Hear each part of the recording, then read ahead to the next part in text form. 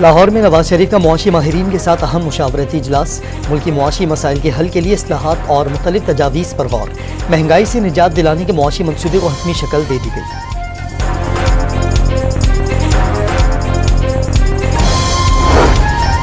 मुस्लिम league नून सियासी मुखालफिन को pitch से आउट रखकर तन्हा खेलना चाहती है। बिलावल भुट्टो का पंजाब में जियाली उम्मीदवारों को इंतखाबी निशान से महरूम करने का इल्जाम।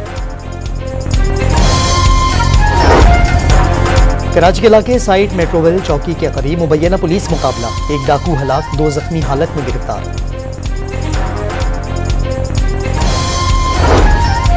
इस्लामाबाद पुलिस लाइंस में आग भड़क उठी। फायर ब्रिगेड की 4 गाड़ियां शोले बुझाने पहुंच गईं।